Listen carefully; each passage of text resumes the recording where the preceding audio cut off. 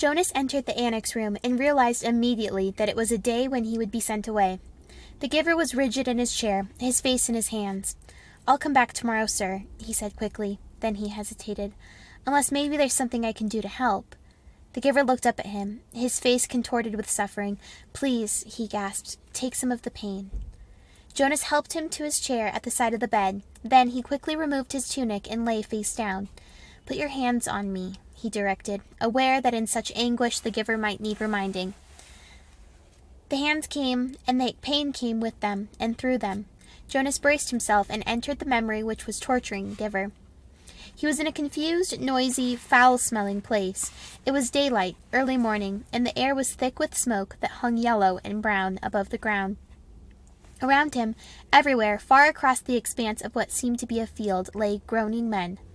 A wild-eyed horse, its bridle torn and dangling, trotted frantically through the mounds of men, tossing its head, whining in public. It stumbled, finally, then fell, and did not rise. Jonas heard a voice next to him. "Water," the voice said, in a parched, croaking whisper. He turned his head toward the voice and looked into the half-closed eyes of a boy who seemed not much older than himself. Dirt streaked the boy's face and his matted blond hair. He lay sprawled, his gray uniform glistening with wet, fresh blood.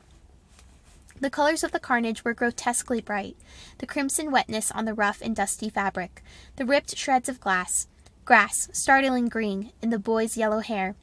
The boy stared at him. "Water," he begged again. When he spoke, a new spurt of blood drenched the coarse cloth across his chest and sleeve. One of Jonas's arms was immobilized with pain, and he could see through his own torn sleeve something that looked like ragged flesh and splintery bone. He tried his remaining arm and felt it move.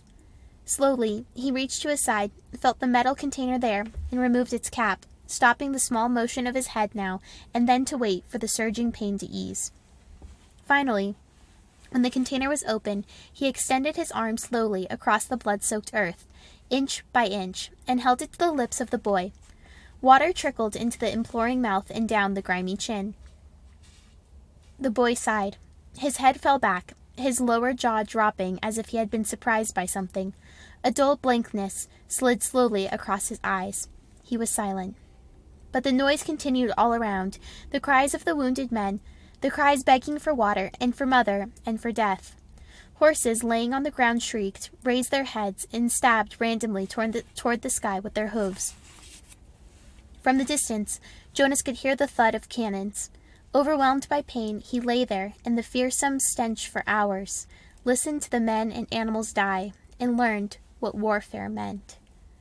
Finally, when he knew that he could bear it no longer, and would welcome death himself, he opened his eyes, and was once again on the bed. The giver looked away, as if he could not bear to see what he had just done to Jonas. "Forgive me," he said.